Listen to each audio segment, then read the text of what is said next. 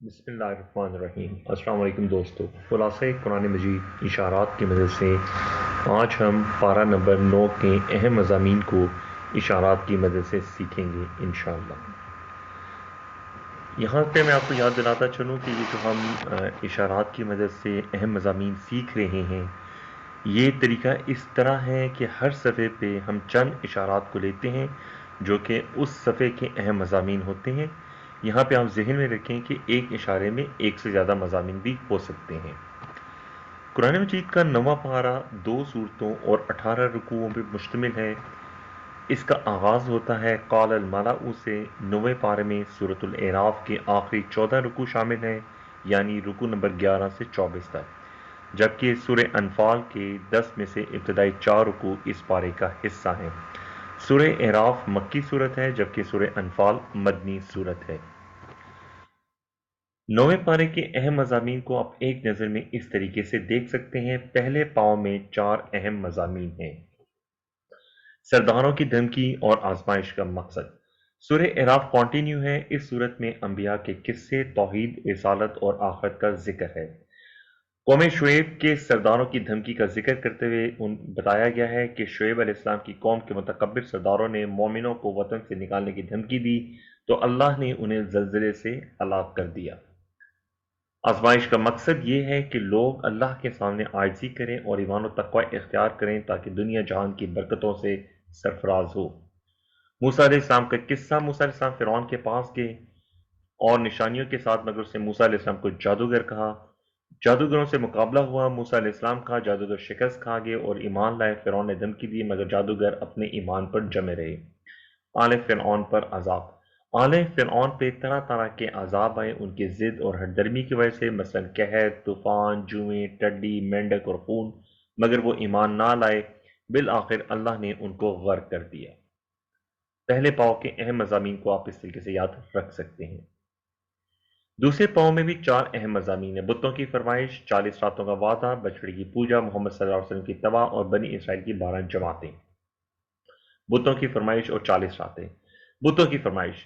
سمندر پار کرنے کے بعد بنی اسرائیل نے ایک بت پرست قوم کو دیکھا تو موسیٰ سے کہا کہ ہمارے لیے بھی ایک بت بنا دیجیے۔ موسیٰ علیہ السلام نے انہیں توحید کا سبق دیا اور شرک سے باز رکھا۔ 40 راتیں۔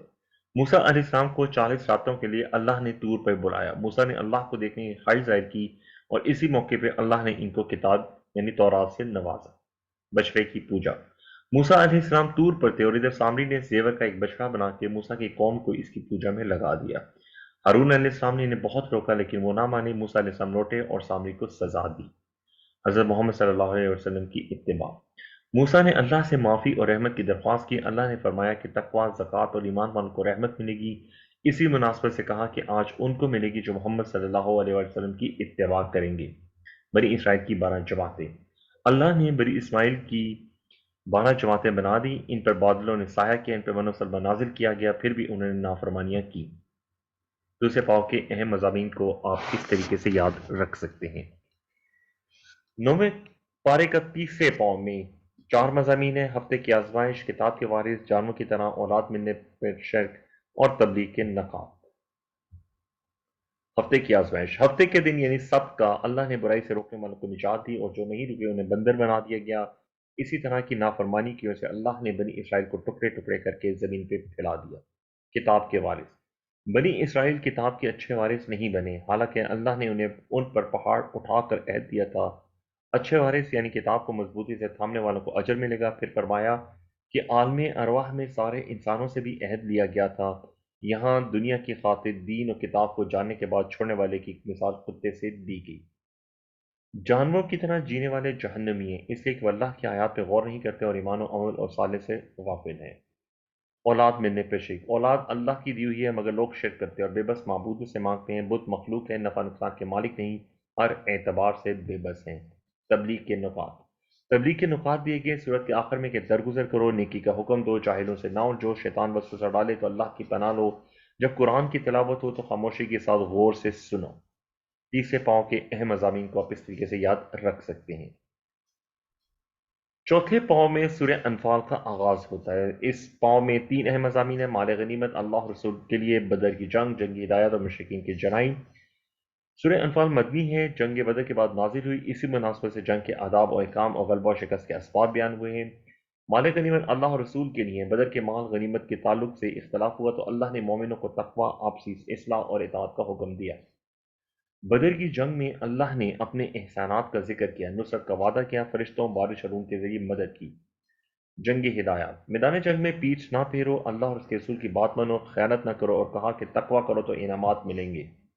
مشرکین کے جرائم کا ذکر کرتے ہوئے کہا کہ مکہ میں مشرکوں نے آپ صلی اللہ علیہ وآلہ وسلم کو قتل کرنے کی کوشش کی، قرآن کا مذاق اڑایا، الٹی دعائیں کی اور لوگوں کو مسجد سے روکا، عبادت کے نام پر سیٹیاں اور تالیاں بجائیں۔ اسلام دشمن نے مال خرچ کیا، وہ شکست سے دوچار ہوں گے اور دوزخ میں جائیں گے۔ ان کے جرائم کی وجہ سے اللہ نے فرمایا کہ ان سے لڑو تاکہ فتنہ ختم ہو، اللہ تمہارا مولا ہے۔ چوتھے پاؤ کے اہم مضامین آپ اس طرح یاد رکھ سکتے ہیں۔ الحمدللہ ہمارا پارہ نمبر 9 مکمل ہو چکا ہے۔ پارہ نمبر 9 کے تمام اشارات ایک نظر میں اسکرین پر آپ کے سامنے ہیں اور آپ اپنی ہاتھوں کی انگلیوں پہ اس طریقے سے یاد رکھ سکتے ہیں۔ اگر آپ نے ابھی تک یوٹیوب چینل اسٹوڈنٹس آف قرآن مجید کو سبسکرائب نہیں کیا تو میں آپ سے درخواست کروں گا کہ چینل کو سبسکرائب کیجیے اور اپنے دوستوں اور فیملی کے ساتھ شیئر کیجیے تاکہ وہ بھی قرآن سیکھنے کے اس عمل میں ہمارے ساتھ آ سکیں۔ اگر آپ کو ویڈیو پسند آئی تو لائک کیجیے، کامنٹ کیجیے، شیئر کیجیے۔ اللہ سے دعا کہ اللہ ہمیں قرآن پڑھنے، سمجھنے، غور کرنے، عمل کرنے، پھیلانے اور یاد کرنے کی توفیق دے۔ سبحانک اللہم و بحمدک، نشہد ان لا الہ الا انت، نستغفرک و نتوب الیک۔ السلام علیکم ورحمۃ اللہ وبرکاتہ۔